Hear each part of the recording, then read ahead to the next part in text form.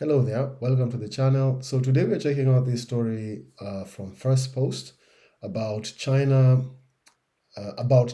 new K visa, which is meant to pretty much snap up those discontented H-1B visas, geniuses or engineers and brains coming out of America. Because, well, truth is, there's going to be a lot of people who are going to be discontent, and from how things look like, if H-1B visas have been touched and other visas were touched prior to H-1B visas, all people who don't have any kind of permanency in America, and even that one is still to be debated. There's still time. There's still time. So most professionals in America, or most talent in America right now, does not feel safe. And I wouldn't be shocked that some of them are looking into other countries. And I think other countries have started pretty much extending or rolling out the red carpet. Hey, come here, come here, come here. I'm sure that I've heard the UK is trying to do its own, or trying to make things a little bit easier to transition over there. Germany has its blue card. Well, from my experience or from what I've seen before, they say it's easier to handle, but the problem with Germany is the details of day-to-day living is where things become a bit difficult and extremely arduous. Anyway, let's check out this story. The US did not just attract talent, it hoarded it. For some of the world's best minds, the United States was the endgame, a land where ambition met opportunity. Why? Because the land of immigrants sold one dream: come here, work hard, and make history. No string. That's one thing I will actually give it to America. America always delivered on that promise that anybody can make it. Doesn't give no, regardless of where you come from, regardless of your background, you can come to America, sell a bunch of pens or sell whatever or do whatever, and you can make it as long as you have the go-getter attitude and you're willing to bust your ass. That's one thing I appreciate about America. But again, like all good things, they come to an end. Things attached.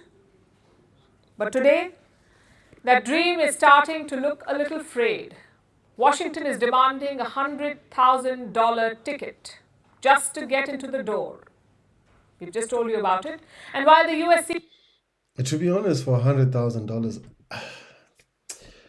you know what?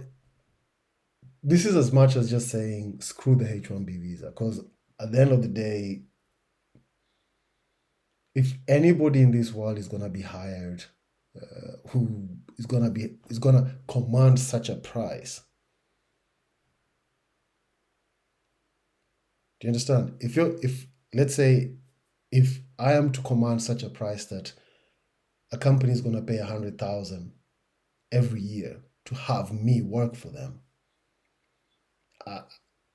I would actually be like, hey, why don't you just give me that whole money? I come as a tourist, I come as a consultant, or I come as a consultant and just do the job for the time being. And most of these jobs can be made remote. That's another problem. Mr. Donald doesn't know that. You really can't corner. Like, this is something which he needs to come to terms with. Because he was talking about tariffs, he was talking about visas, he was talking about all these techniques that he has to revive America. I think it was on a talk show around in 1995, and he's actually doing them now. Kudos to him for sticking to a plan. You took out a full-page ad in major U.S. newspapers last year criticizing U.S. foreign policy. What would you do differently, Donald? I'd make our allies, forgetting about the enemies you can't talk to so easily, I'd make our allies pay their fair share. We're a debtor nation. Something's going to happen over the next number of years with this country, because you can't keep going on losing $200 billion, and yet we let Japan come in and dump everything right into our markets and everything. It's not free trade. If you ever go to Japan right now and try to sell something, forget about it, Oprah. Just forget about it. It's almost impossible. They don't have laws against it. They just make it impossible. They come over here, they sell their cars, their VCRs, they knock the hell out of our companies.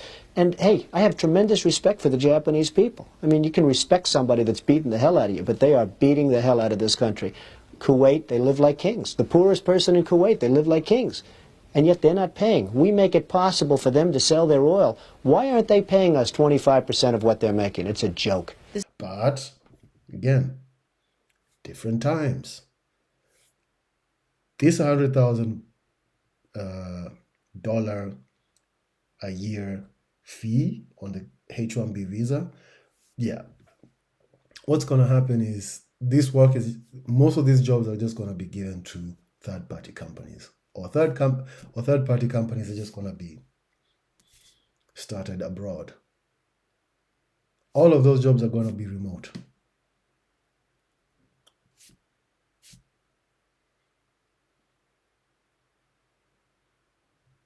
It isn't that hard anymore. That's the thing. The only thing you can do is be competitive. You get? Be competitive and try and upskill. But again, I do understand the whole part whereby, for businesses, they're going to try as much as possible to dilute the labor market and stretch that dollar as far wide as possible, because that's their work. If they didn't do that, then there would not be jobs. So it's a tug of war here, and that's the part whereby you can't there can't be absolutism. And what we're seeing right now with how he's approaching most of this immigration situation or immigration case in America has a lot of absolutism, like in terms of, I don't like this, let's do something about it, or remove it, or make it like it's so hard that it's almost impossible to do anything. Sees foreign talent as a threat. Other countries see an opening. I'm talking about Europe, the UK, China. The Chinese have introduced a new visa category, the K visa. What's a K visa? You could call it China's H-1B. It is aimed at attracting young and talented professionals, especially in the field of STEM. That's science, technology, engineering, and mathematics, STEM. This new visa, the K visa, was approved in August. The system will come into effect on the 1st of October. And who can apply? China says, and I'm quoting, it is open to foreign, young, scientific, and technological talent. And here's what it promises. Number one, flexibility. It allows multiple entries, longer stay, and a provision to extend the duration of your stay. Number two, applicants do not need a China. I think what China is doing right now on everything, and this is the problem that Americans haven't realized, that China is so far ahead. It's so far ahead of most countries, including America, that right now, like this whole absolutism and being so isolationist in a way for America, it's actually going to hurt America big time. And China is for it. And China, what China is doing is like, they're not preempting anything, or they're not even doing anything. They're just like, you do something, we counter.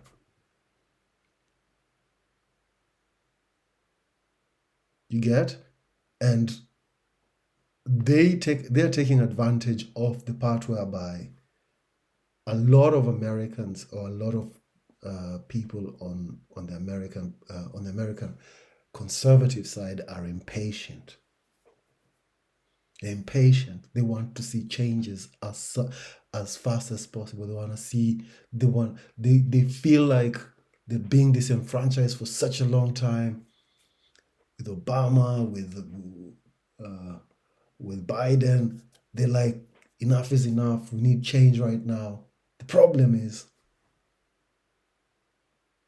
this would have worked if Trump managed to do 8 full years consecutively. That's my assumption. That's my theory. But now it can't because of that little break there. A COVID break. A lot happened. And I mean a lot.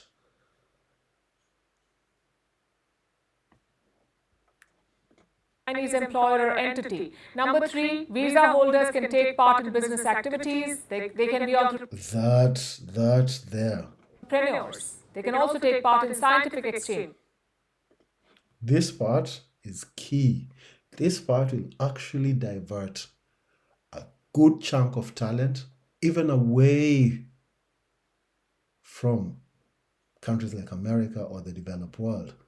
Because again, if as China is advancing and more people are becoming affluent in China, it means the market is gonna like the per capita GDP or the disposable income that people are gonna have there is gonna be a ton. And how many people are there in China at the moment? And right now in China, there's 1.4 billion people with a chance and a steadily growing middle class, and it's 1%er. Actually, you know what? Even the 1%ers in China are like a lot. You get, so the market there is absolutely insane, and people who have ideas and people who have like good solutions, that would definitely be a place to consider.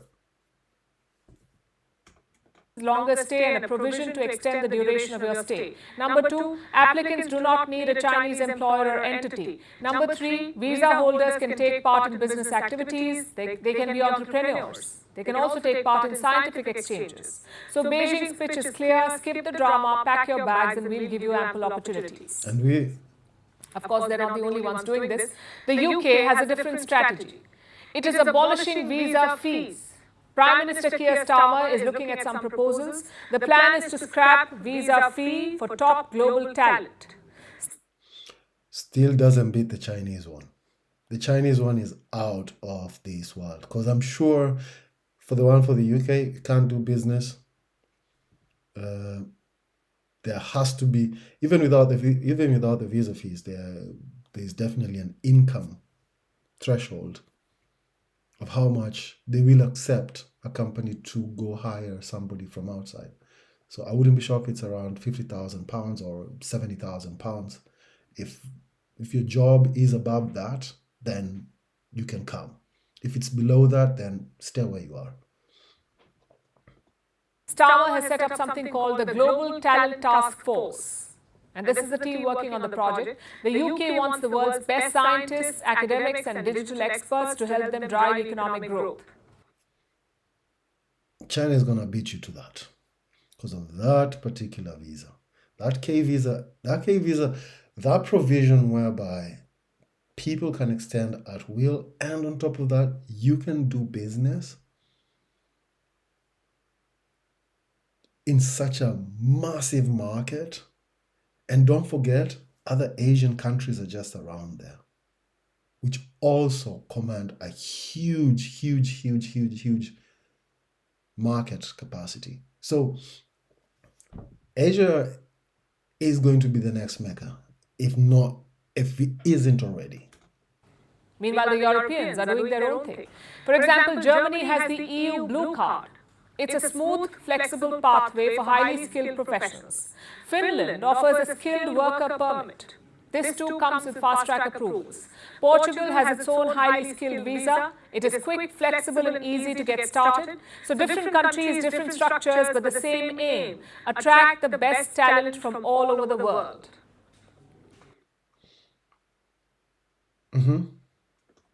This is how America was built. America's modern identity was shaped by imported talent. Look at their crown jewels: Google, Microsoft, IBM, all led by CEOs of Indian origin. Indian doctors make up nearly 6% of the US physician workforce. Foreign-born researchers, well, they drive patents, startups, and the very engine of Silicon Valley.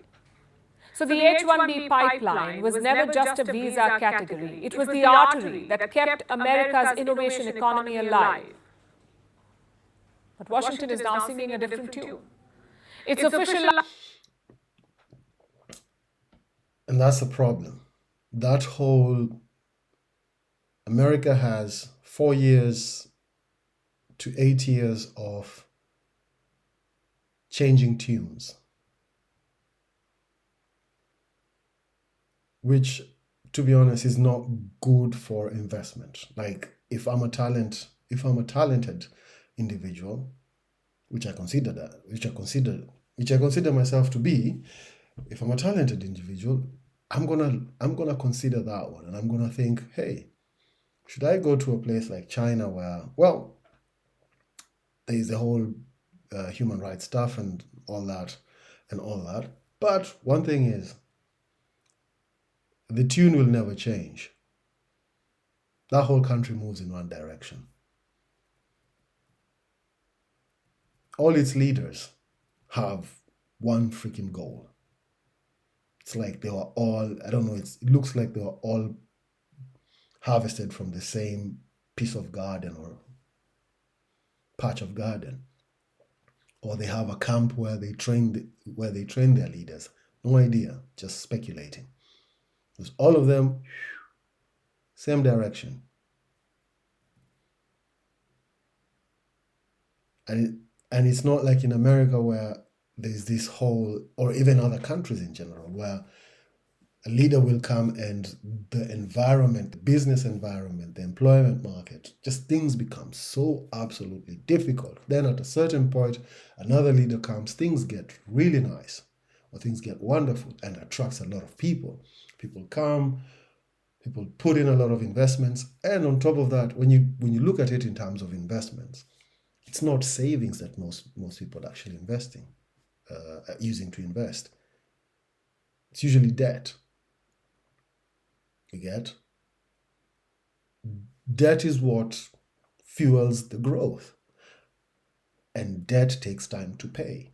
So, and most debt, especially big debt, significant debt that actually moves the needle, is going to take almost 20 years to 30 years to pay back. And if that's the case, having a leadership which changes tunes after 8 years, after 4 years, it's not good for mental health. It's not good for your pocket. It's not good for your mental health. That is not going to be that's a no-go. That's the reason why I think China might actually have an edge here. Just my assumption. What I'm able to deduce here is that China will actually end up having an edge and snap up a lot of talent, especially from the Western world. It already has. A lot of the Chinese cars you're seeing on the road,